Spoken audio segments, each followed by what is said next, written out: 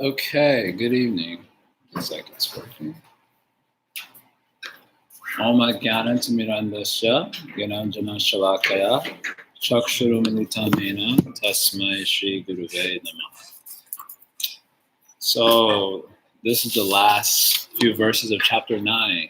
It's taken us like 2 months to go through chapter 9 because of all the festivities and so on. We're covering 9, 32, 33, and 34. These are the last few verses of the chapter. So in the previous verses, Krishna basically expressed his attachment for devotees. And it kind of began in verse 29, wherein Krishna says that he looks upon the world of jivas neutrally. But those who have his devotion and perform worship of him, then he is attached to them, and they are attached to him. And his attachment to the devotee is so profound. He says, even if my devotee happens to do something most abominable, then he should still be considered a saintly person in my estimation because of his determination to be a devotee. He does not abandon his devotee in any condition. Sadhura Eva Samantavya. Krishna says he is certainly a devotee. Sadhura Eva means he is certainly a devotee. So if we happen to see devotees doing some mischief, then it will be easy to think, well, when he's acting like a devotee, he's a devotee. Or when he's not acting like a devotee, he ain't a devotee at that time. And Krishna says, Sadhura Eva, he is certainly a devotee in all cases. Even when he happens to be not acting like a devotee and doing something that's crazy, even at that time, he should be considered a devotee, a sadhu. It's a very difficult pill to swallow, especially if one is a pious person and you're like working real hard to be like a good person. And here this devotee over there is acting nonsense, and Krishna saying he should also be considered nice.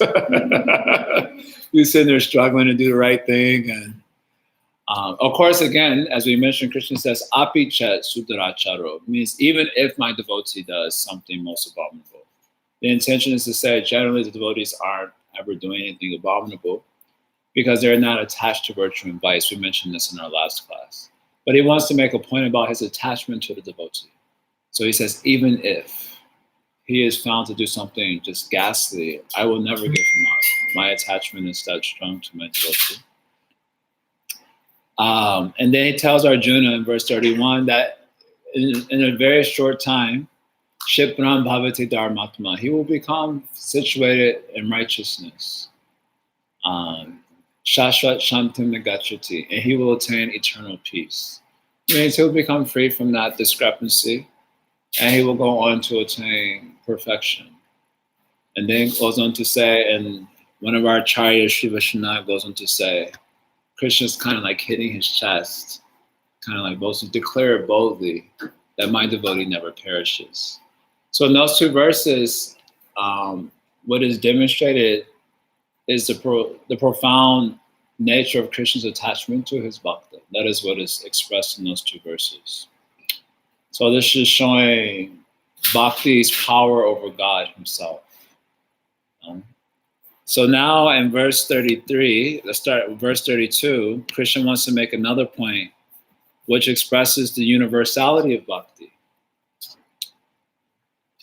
So this bhakti is not only, let's say,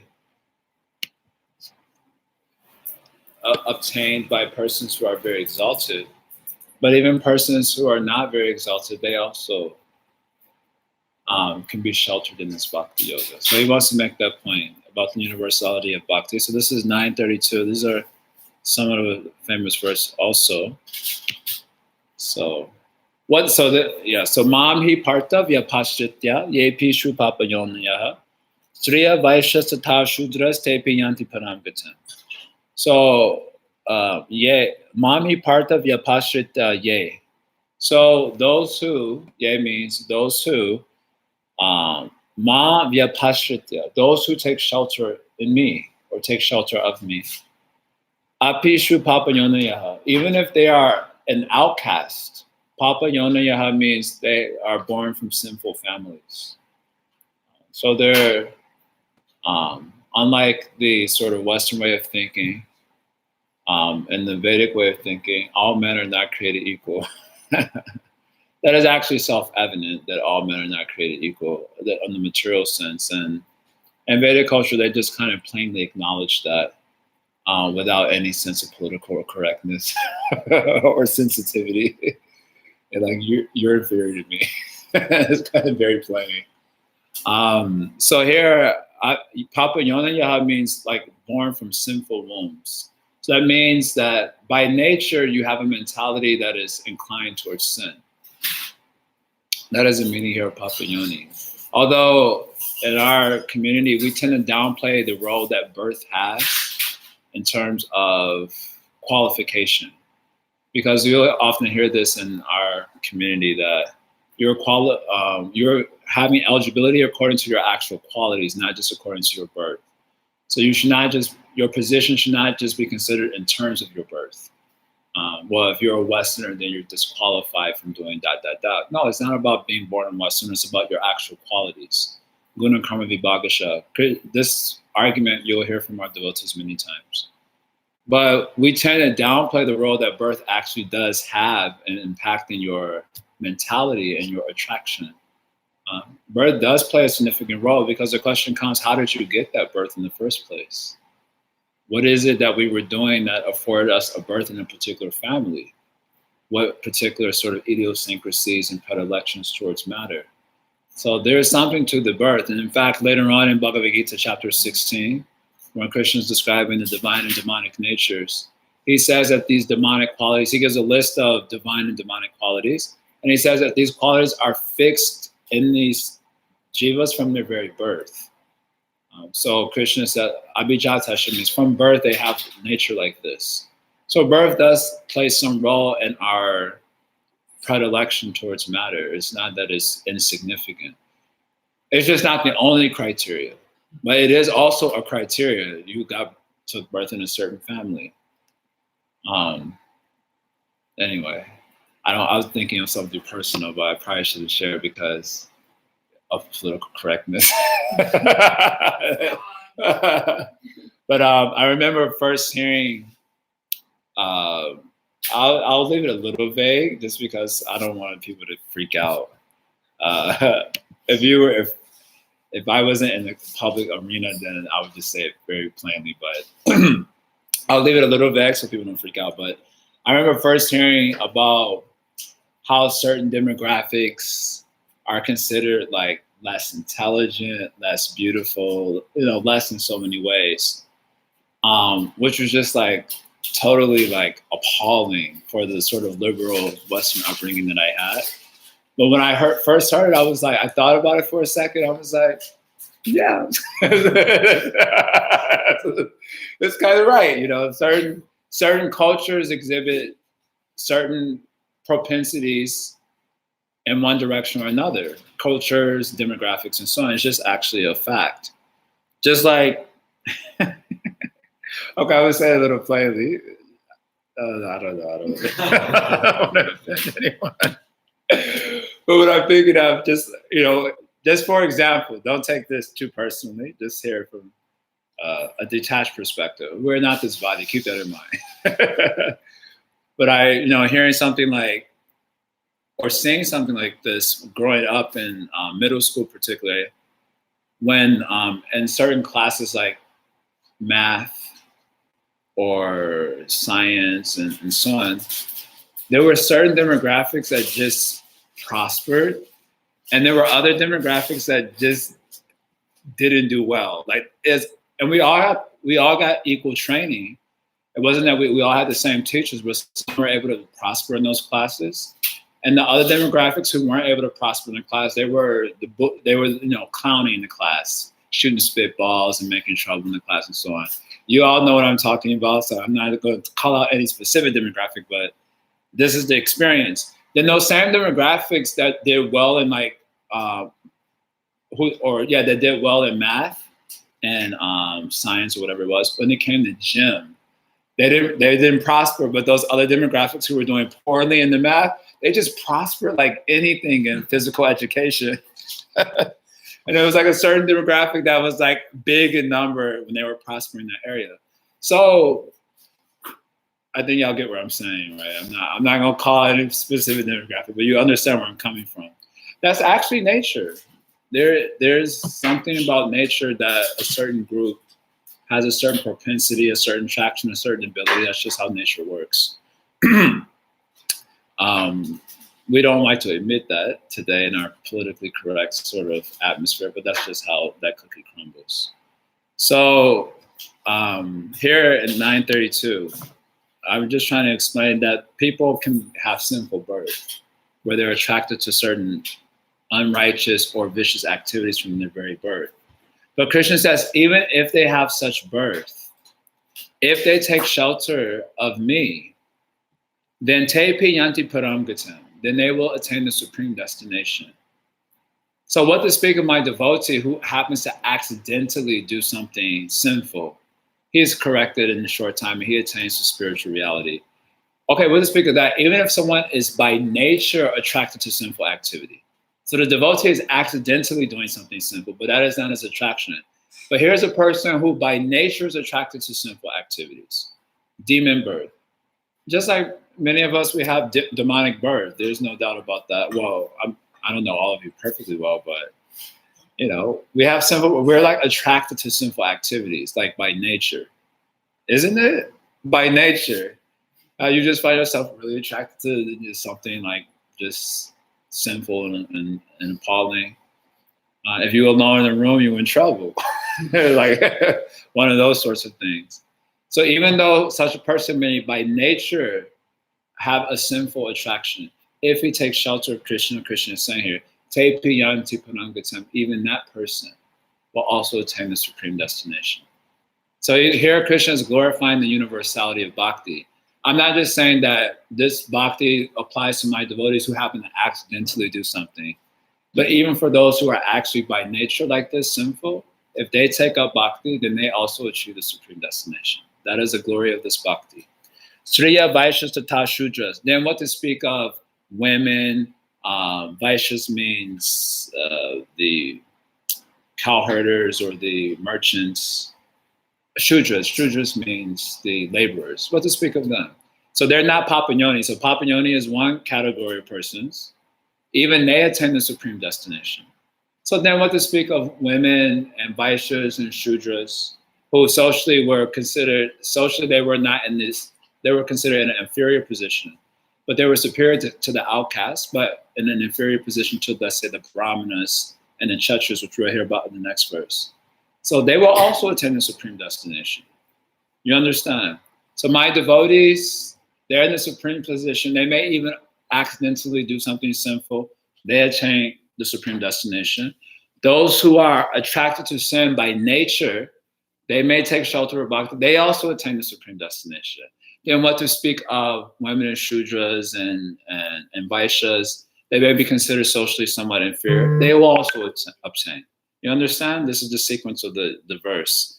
So our acharyas quote many nice verses in this regard.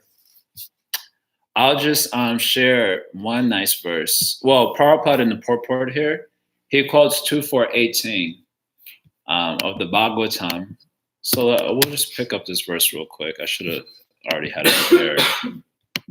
You understand the sense of the verse? So 2:4:18 is somewhat of a famous verse. Kiratta hunandra pulinda pukasha abira shumba yavana kasadaya ye anye cha papa ya apashrayashraya shudanti tasmai prabhavishnave namaha. So the first two lines gives different groups that can be found in the world. Kiratta hunandra pulinda pukasha. These are different sort of demographics. Some Prabhupada says this parts of Germany and Russia, parts of southern India. He gives the different areas of different demographics, or others who just have sinful birth. If they take shelter of those who take shelter of me, this is what the verse says. Yara pashraya ashraya. They take shelter of those who take shelter of me. Then they also become purified and attain the supreme destination. This is one very nice verse. And another verse that I picked out that is one of my favorite verses from the Bhagavatam because it's just so funny to me and outrageous. You don't even have to be a human being. You can be an animal and attain perfection also. So this verse says, Te vai vidanti atitananti chadeva mayam Shri Shudra Huna Shabara Apipapa Jiva. Similar verse.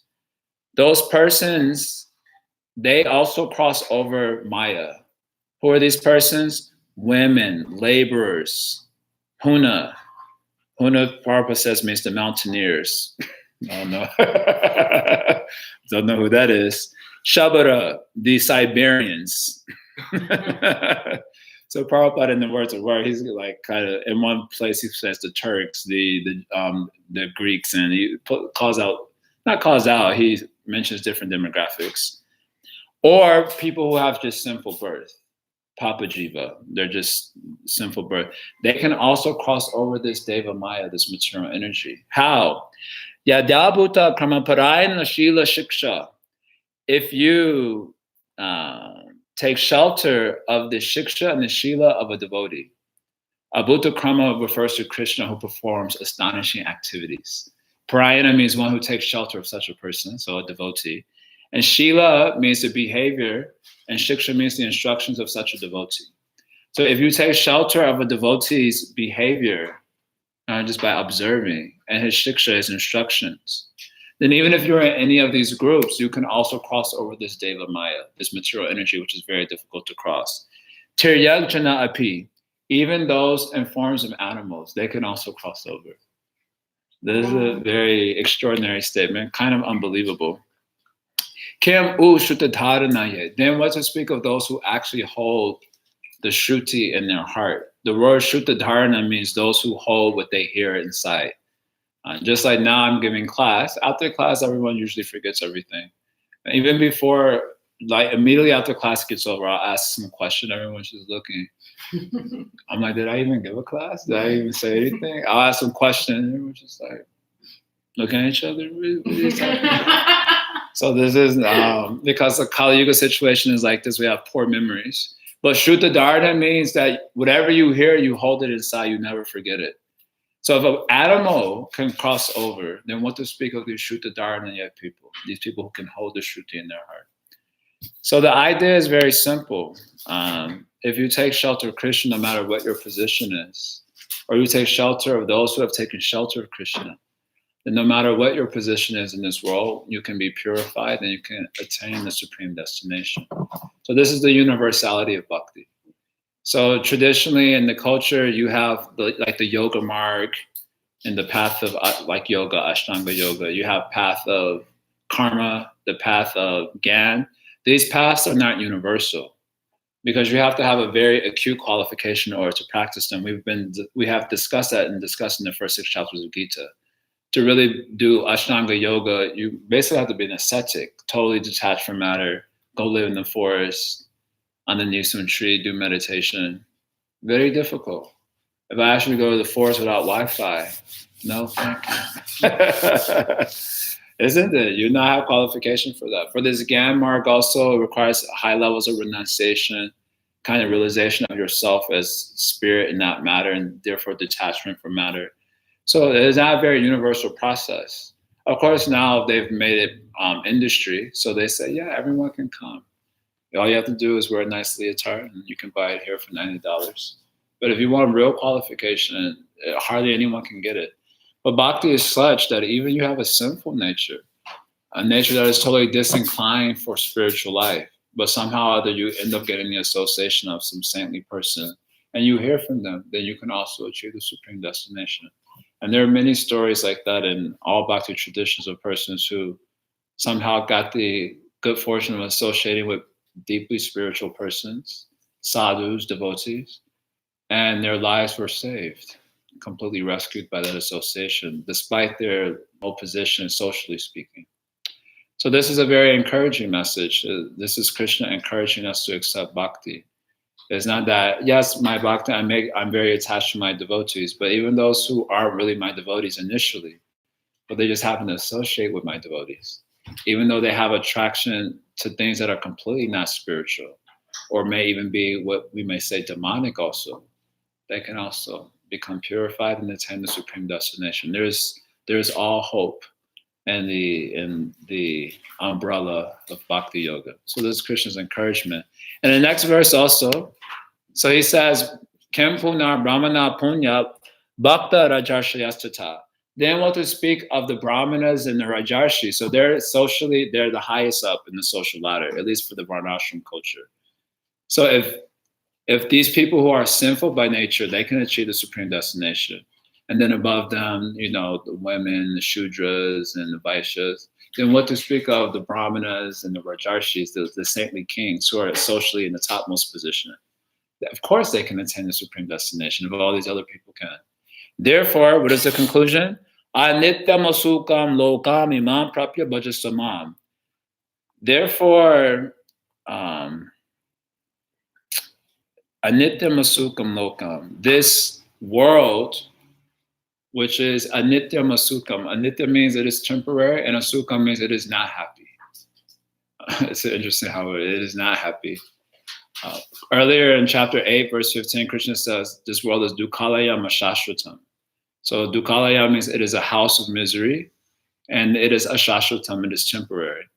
So here Krishna says similar thing. He says, anityam, it is temporary, and asukam, it is not happy. Because if you say it is suffering, someone will say, I am happy. So Krishna is saying, no, asukam, it is not happy. So give up this place that is temporary and not happy. Prapya bhajasamam, and worship me and obtain me in this way. So this is the encouragement. Everyone should do bhakti yoga, giving up this world that is full of suffering and not happy, engage in loving service to me, and thus obtain me in this way. This is the encouragement that Krishna is giving. Okay? Are you encouraged? We should be encouraged by this message because many of us are in that Papayoni category. We don't want to admit it, but we're in the Papayoni category, and the category that is not very favorable. When I was first looking at the list, I was like, wonder which category I'm in. Because the word demon just implies, bat horns and wings, and we in the Western world we have a very particular image of demon. So when the word demon comes up in the Shastra, you're like, oh, I'm not a demon. That's heavy. But then later on in chapter 16, when I was reading about the qualities of the demons, I was like, that kind of sounds like me. And then you go to the next quality. Got that one too. And then you go down to the next quality. What's this is peculiar? I got that one also. And then before you go, there's like a list of I don't know how many qualities Krishna mentions, like maybe 17 or 18 qualities. And you got all of them. Then you have like a moment of, dang, am I really the demon? And then you come to discover the answer is yes. So we are in this Papayoni category. So one should be encouraged by this message that even for such persons like us Kali Yuga people, there's refuge in the house of Bhakti. So we would do wise to take that shelter and worship Krishna. So then how is that worship to be performed? So that is the last verse of this chapter.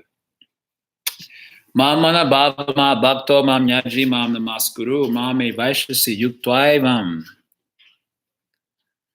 atmanam matparayanaha. So you worship Krishna very simply. Manmana bhava. Manmana, think of me. This is the first instruction. This is how the first point of worship. Think of me. What is the difficulty? How you can think of Krishna? In so many ways. You can begin with chanting Hare Krishna, Krishna Krishna. You're supposed to chant Hare Hare, Hare Rama, Rama Rama, Hare. So of course we do chant japa. We don't think of Krishna, but we can work on it at least. And you can chant and think of Krishna. You can read Krishna stories. When walking down the street, you can just think about Krishna. Think about some story you heard or sing some song that is glorifying Krishna. And this way, somehow or other, get your mind to think of Krishna. This is how worship is performed. Number 2, Bhava Ma Bhakto, become my devotee. Because many people think of Krishna, but they're not devotees of Krishna. So, and at least especially in this Vedic culture, the yogis, they also think of Krishna to perfect their yoga sadhana. The Gyanis, they also think of Krishna to perfect their sadhana, but they're not Krishna's devotees. So here Krishna says, Bhavama Bhakto, you should also become my devotee. So you should think of me, and you should also become my devotee. Just like on Thursday night kirtan, so many people come from New York. Probably, yeah, we have a huge New York demographic that shows up for kirtan. They're not devotees, but they somehow really appreciate kirtan, which I find very extraordinary and wonderful. But we can also tell them Krishna says you should become his devotee. During Jai's announcements, say, so how many people in here are Krishna's devotees? And only like a few of us in the front sitting around the kirtan raise our hand. So for the rest of you, Bhava Ma Bhakto, okay? Become Krishna's devotee. We would never do that, but Krishna is encouraging that you perform his worship by becoming his devotee. Thinking of him and actually becoming his devotee. Mam Yaji. Mam Yaji means to worship me. And worship me specifically means worshiping the deity of Krishna. This is called Mam Yaji. And Mam Namaskuru. Bow down to me. Even the practice of bowing down on the floor before the deity, or even in your mind, you think of Krishna and you offer obeisances in your mind to the Krishna in that way. That is actually a spiritual practice. Just to bow down is a spiritual practice. If you go to the holy places in India, you can see people where their sadhana is simply offering obeisances. Maybe around Govardhan Hill, this one big mountain is there. Govardhan Hill is depicted in this picture here. So one big mountain, it takes about 5 hours to walk around the whole thing. So to walk, it takes about 5 hours. And that's if you do it really fast. Like I have very long legs and I walk pretty fast. And it takes me about 5 hours to do the whole thing. There are people who literally just offer obeisances around the mountain. And it takes them like 7 weeks to do it, and then they just do it again. And that's their spiritual practice. They may not chant any japa, or maybe they don't do kirtan so much. Their practice is simply offering obeisances around the mountain. And then after that, they go home and take prasad, take some rest, hang out with their family, and then they wake up and do it again the next day. They just continue. So that is also a spiritual practice, huh? I've seen some do 108 in one spot. Yes. They have rock, 108 rocks. Yeah, they put some picture of Krishna and they have a bag of 108 rocks. And then they offer one obeisance to Krishna, and then they put the rock.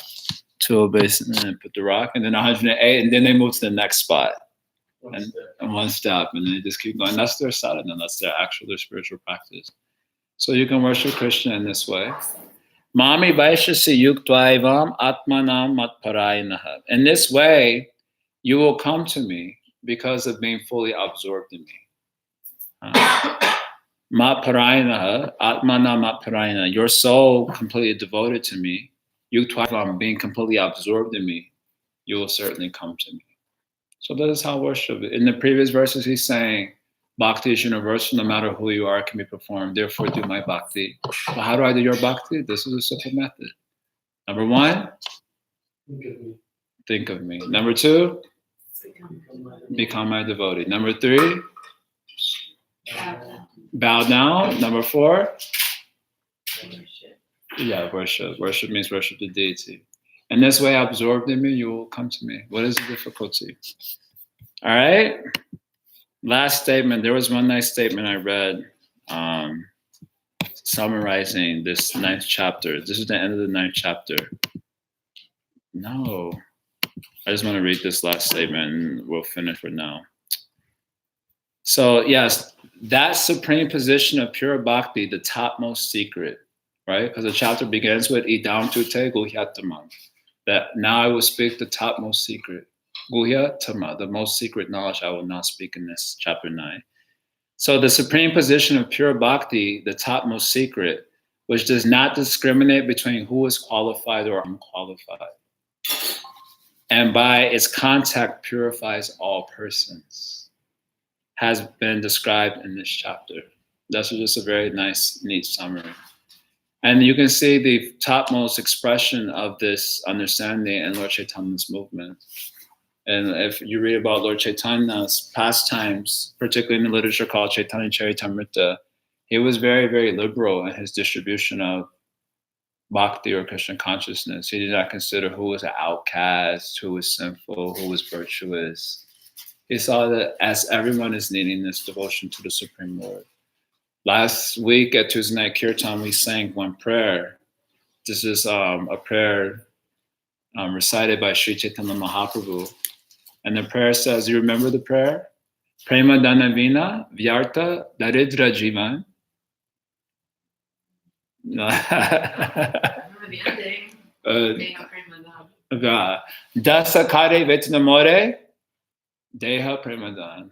So this verse says, Prema Dina Vina, without the wealth of love or bhakti. Prema is a type of high level bhakti. We'll call it high level bhakti. It's called prema. It means divine love of Krishna. Prema dhana vina, without the wealth of divine love of God. Vyarta daridra jivan, then life is useless. And you are an impoverished jiva. Daridra jiva means you're poor. You're actually impoverished. So Lord Chaitanya says, Dasakari, please employ me in your service. Vetana, Dasakari Vetana More, and give me a salary. Employ me in your service and give me a salary. What salary you want? Deha Premadan, the salary of your divine love. Give me that salary. So for devotee of the Lord, anyone who's without the experience of love is actually poor. It's interesting because Krishna says in Bhagavad-Gita and Uddhava-Gita, and another Gita, it's called Uddhava-Gita, Srimad Bhagavatam. Krishna says satisfaction means to have a satisfied heart. And one who has a satisfied heart is called as wealthy. That's it. So, and the wealth of love gives the greatest satisfaction. So such devotee sees the whole world is actually impoverished. I was mentioning this on Tuesday that when you walk around the city, you see a lot of poor people, especially East Village, and your heart really, wow. Well, if you live in New York too long, your heart doesn't do anything. It's just like you just like put your headphones on and block it out. But at least when you first come to New York, at least when I first come to New York, it was like a little bit jarring to see it. It's like so open everywhere, and you feel like, oh man, they're really suffering. But a devotee sees a person in a very fancy restaurant. What is one fancy restaurant here in the city? I know. I'm too poor to go in anymore. Huh? Both the time. Okay, I don't even know what that is. So this one. You go to some fancy restaurant and the devotee feels, oh my God, these people are so poor. They have a lot of money and they're in fancy restaurant, but they are also poor because they're without the wealth of bhakti. So this bhakti doesn't make a discrimination between who is rich and who is poor materially. Anyone who is without bhakti is poor, and so the idea is to distribute it to anyone and everyone. And that bhakti itself will purify people and then bring them the greatest satisfaction and ultimately take them to the supreme destination.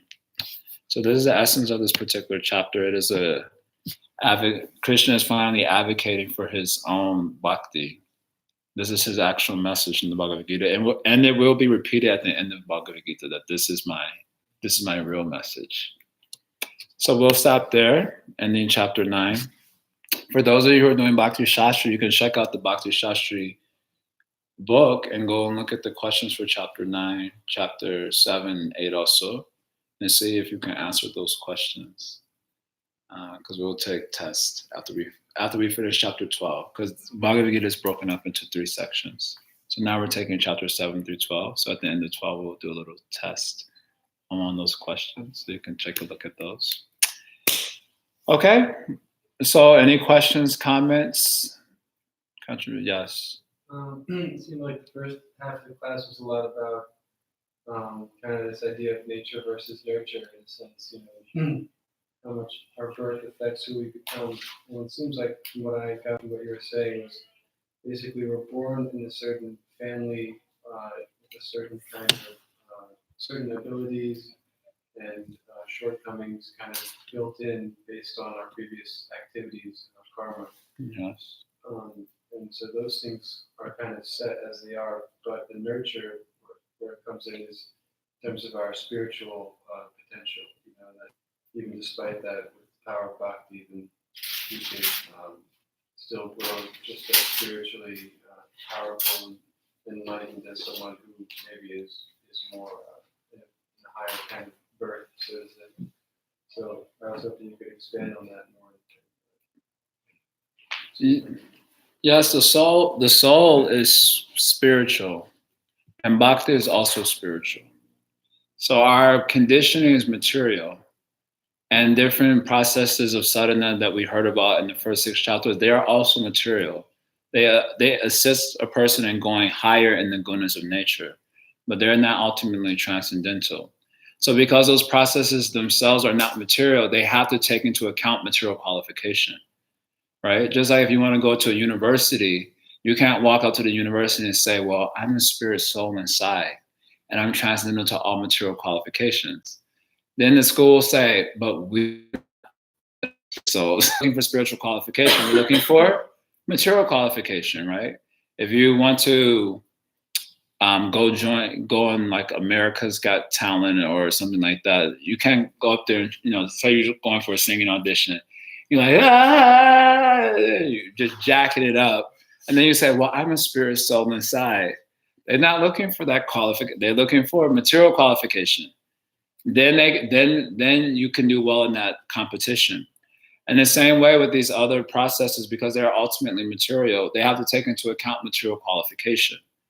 And therefore, if you don't have a certain pedigree in terms of material birth and material skill, then you'll not be able to prosper in those particular spiritual practices. But because the soul is actually spiritual and bhakti is actually spiritual, it doesn't have to take into account the material situation.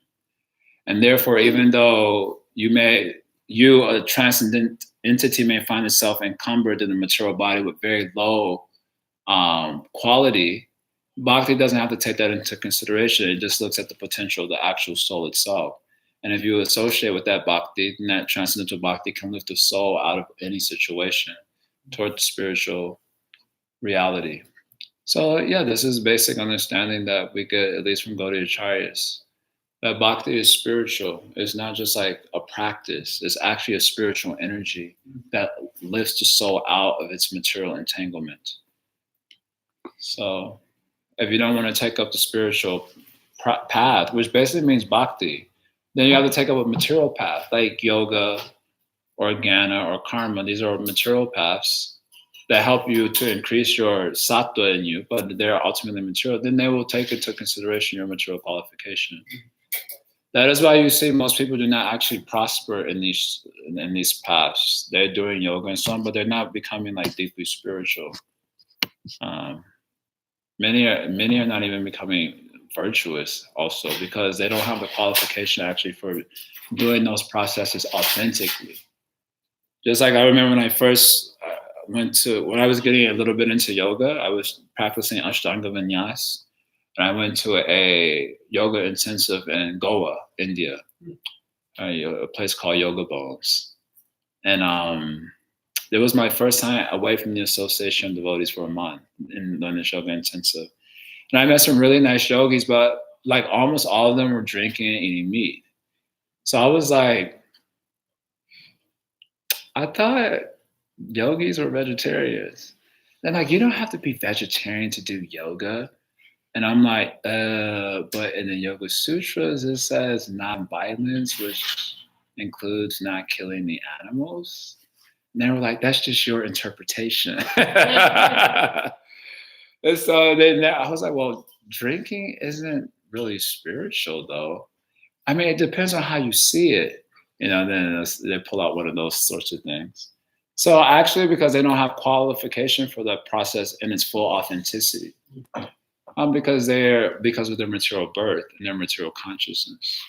So they cannot actually prosper in them. They can do one part of it, the asana part, for looking good, basically, doing the handstand with the leg up and the nice leotard and, an Instagram shot and you put some spiritual quote. It's about being the best version of yourself and like some split, some split handstand. Being the best version of yourself and it's like a girl or something. It's got like 150,000 likes, and like 95% of them are from guys. Yeah, the best version of yourself. Like. So that's spiritual. Yeah, we get a little dramatic, but that is the situation. It's all right. Even if you're like that, it doesn't really matter in bhakti. If you can take shelter of bhakti, it will purify us of all of these things and pull us out. Otherwise, if you don't want to take shelter of bhakti, then your material qualification is going to count for a lot in terms of how you do in this world. So, of course, don't take this as a message to be like completely materially just like, yeah, it's not about material qualification. You just sink and do nothing, go to hell in another way. But the message is like this, though. Yes. It seems like one of the subtle things you just brought up was you saying that it ultimately depends a lot on their intention. Like, these people who are doing yoga, oftentimes their intention is more for looking good, and like you say, you're getting good posts for Instagram and stuff. Yes. But that's it. Someone who takes the yoga path, even though they might not be qualified, but their intention is actually to become more spiritual, to get closer to the divine, they'll ultimately be purified. And if they are, so if someone is having true intent for becoming more deeply, let's say, realized on some sort of spiritual level, and they take the path of yoga, still their qualification will come into play. So they will try to follow that path as best they can, but their material qualification will be a criteria for whether or not they can advance very far in that path or not. So they may actually go deeper. I'm sure there are yogis in the world, somewhere in the Himalaya mountains, you could probably meet them if you go and wait around for some time. You can maybe meet some of these people who are really with true intention trying to advance in those paths. And they are certainly attaining high levels of sattva guna, and they exhibit a high level of character and really spirituality. They're also very nice from a certain perspective. But ultimately, even such persons fall short without the support of bhakti. So this becomes, you'll see it come up, this becomes a very prominent message in the Bhagavad-Gita specifically. Even such persons with true intent, but without bhakti, then their practice is like compared to, what do you say, when you try to husk rice? What is this? I say we didn't grow up in the farm, so we don't really know, but when you beat is it called the husk of rice? But after the grain has already been removed. So you're just beating, but the grain has already been removed. So the only benefit you get from beating is this action itself. Maybe your bicep gets a little bit bigger, your tricep, but that is the only benefit you'll get because the grain has already been removed. So even a person with true intent who tries these other processes minus bhakti, then Srimad Bhagavatam is saying, giving this example, it is like that. So that is a little bit strong message, but that is Bhagavatam's message is like this. So in all cases, there's advocacy for bhakti yoga if the souls really want to benefit themselves, especially in this age of Kali Yuga, because this particular age, known as the Dark Age, in the passing of time, it actually destroys most of the qualifications of humans that they would normally have in a properly situated world. It kind of just destroys and eats away at everything good. That's actually one of the qualities of Kali Yuga is sattva-hara. The word sattva-hara means it removes anything good. Sattva-hara means it removes or destroys anything that's good. So the nature of Kali Yuga is that anything you try to do is good, Kali will smash it. So even your qualifications for things, even if you have genuine, Kali will also smash that.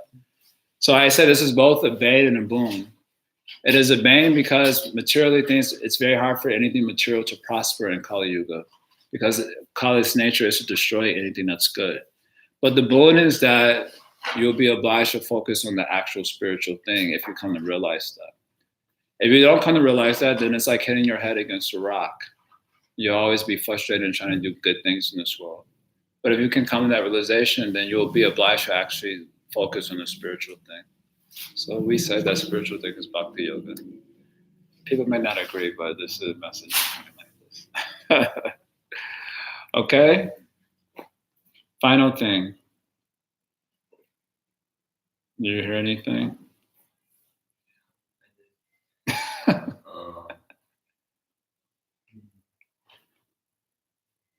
Like how you're saying that even when like someone is demonic by nature, becoming Krishna's devotee, can like override that and completely change your nature. Right. Thank you. Sid. I actually wrote down something similar. The universality of bhakti, where taking the shelter of Krishna or the shelter of those who have taken shelter of Krishna can lead you to be purified regardless of your background. Yes.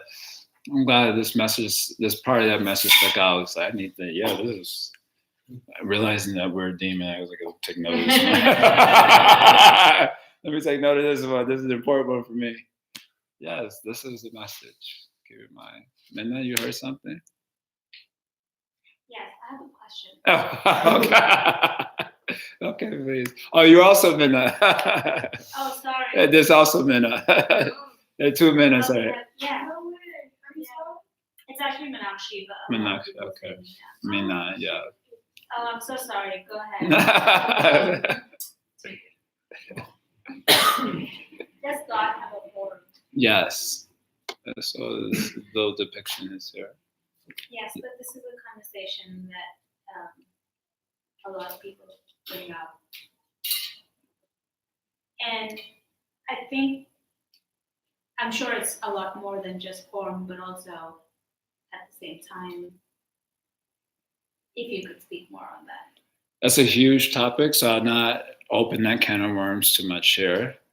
But Krishna will later on say, not later on, in chapter 8, verse 9, Krishna says that he has a form that is achintya rupa. So rupa means form, and achintya means not able to be materially conceived. So he has a form, but his form is categorically different from all the forms that we have experienced in this particular world. And therefore, although he has a form, because of it being categorically different, we cannot understand exactly what that form is like. I always give the same example when I tell this. Just like if you're from bitter land, the land where everything is bitter, okay? The material world. From bitter land, then a sweet thing is, that what you call sweet is actually just less bitter. But because it is less bitter, you call it as sweet. But it's not actually sweet, it's just less bitter, but you call it as sweet. So someone is coming from the land of sweet rice. So if someone comes from the land of sweet rice and he tries to tell you what the land of sweet rice is like, but you have no experience with sweet rice. So he will say something, it is like that less bitter thing multiplied by 1,000. And you say, oh, it is something like that. Actually, it is nothing like that, because sweet rice is completely different from something bitter. But to give you a sense of what that is like, is that less bitter thing multiplied by 1,000,000, right? You understand?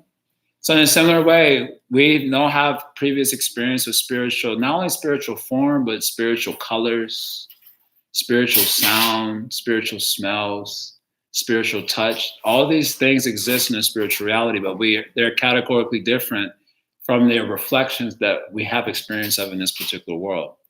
So therefore, the problem in understanding material form is that we try to the problem in understanding the spiritual form or the form of God is that we try to look at that form from the reference point of our own experience of form. And therefore, we come to all sorts of erroneous conclusions about it. So Krishna will say this, he said it in this chapter itself. Avajananti mamuda manusham tanamashritam. When I take the form of a human, or when I appear in this world as human, fools deride me as ordinary, saying that is just an ordinary form. Why are you worshiping a man? And so on. He says like this in Bhagavad-Gita. Param bhava jananto. They do not know my transcendental nature as the controller of all that is. Why is that? Because they're looking at my form from the reference point of their own humanity.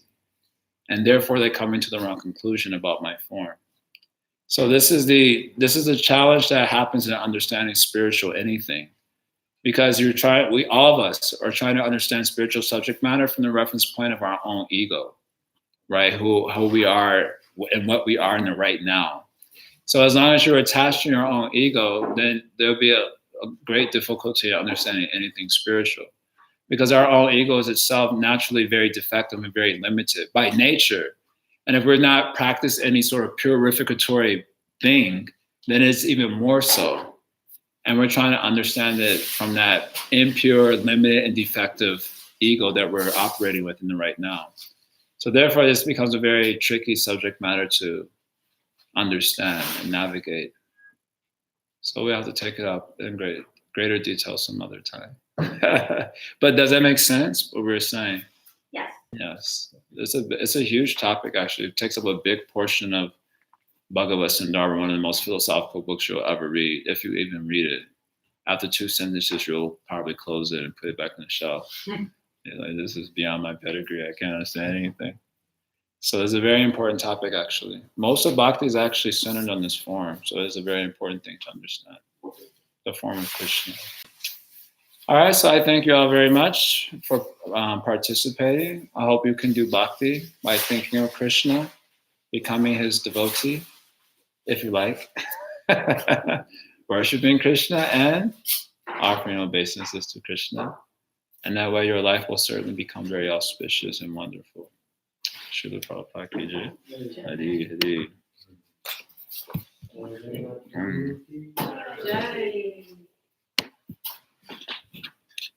Hare Krishna, Hare Krishna. All right, let me pause this thing in live stream.